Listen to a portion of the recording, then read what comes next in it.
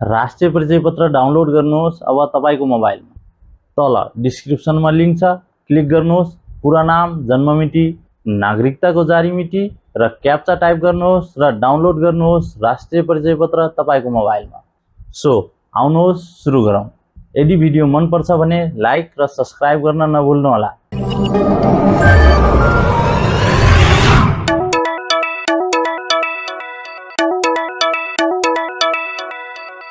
Hello everyone, स्वागत छ तपाईलाई चौधरी डेस्कमा।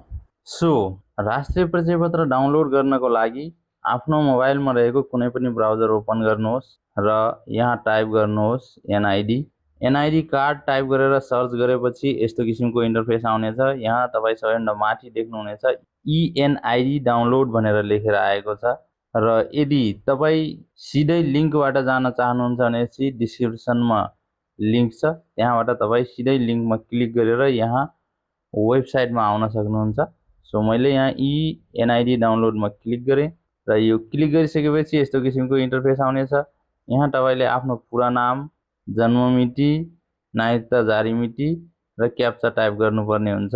मैले यहाँ मेरो नाम लेखेँ र मेरो जन्ममिति विक्रम सम्वतमा लेख्नुपर्ने छ भनेको छ र नागरिकता जारी मिति त्यो पनि विक्रम सम्वतमा र यहाँ क्याप्चा टाइप गर्नुहोस्। यदि यहाँ क्याप्चा तपाई चिन्नु भएन भने यहाँ यस्तो यो घुमाएको छ, यसमा दबाउनुहुन्छ भने चाहिँ अर्को क्याप्चा आउँछ। हेर्नुहोस् मेरो आइसकेको छ, फेरि मैले अर्को हालेँ। हेर्नुहोस् यसरी तपाई क्याप्चा बदल्न सक्नुहुन्छ त्यो बटनमा ट्याप गरेर र यहाँ खोज्नुहोस्मा क्लिक गर्नु होला।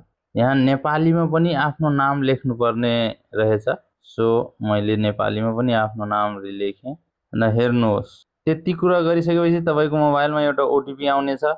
त्यो ओटीपी यहाँ तपाईले राख्नुपर्ने हुन्छ। सो मैले यहाँ ओटीपी टाइप गरेँ र ओटीपी प्रमाणित गर्नुहोस्मा क्लिक गर्नुहोस् र यति गरिसकेपछि यहाँ देख्न सक्नुहुन्छ मेरो राष्ट्रिय परिचय पत्र अगाडि आइसकेको छ र यो आइसकेपछि तपाईले यहाँ कार्ड डाउनलोड गर्नुहोस्मा क्लिक गर्नुपर्ने हुन्छ र मैले यहाँ कार्ड डाउनलोड गर्नुहोस्मा क्लिक गरेँ र हेर्नुहोस् फाइल डाउनलोडेड भनेर मेरोमा आइसकेको छ। तपाई यसरी आफ्नो राष्ट्रिय परिचय पत्र डाउनलोड गर्न सक्नुहुनेछ।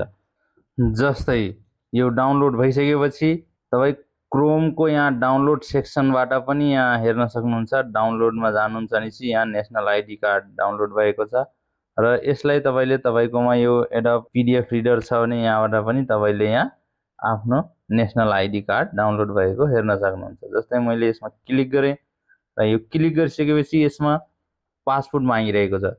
हामी सबैको डाउनलोड भएर आउने नेशनल आइडी कार्ड पासपोर्टबाट प्रोटेक्टेड छ।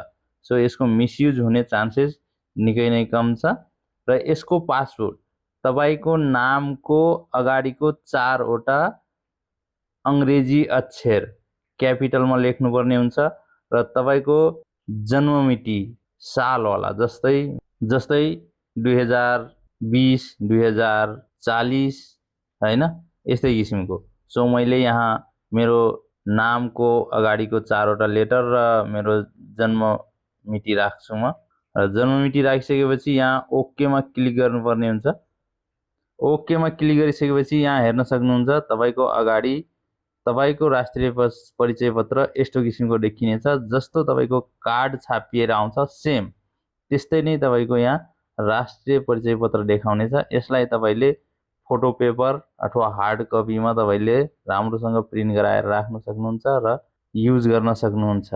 सो यसरी तपाईले आफ्नो राष्ट्रिय परिचय पत्र आफ्नो मोबाइलमा आफैले डाउनलोड गर्न सक्नुहुन्छ र प्रिन्ट गराएर राख्न सक्नुहुन्छ सुरक्षित।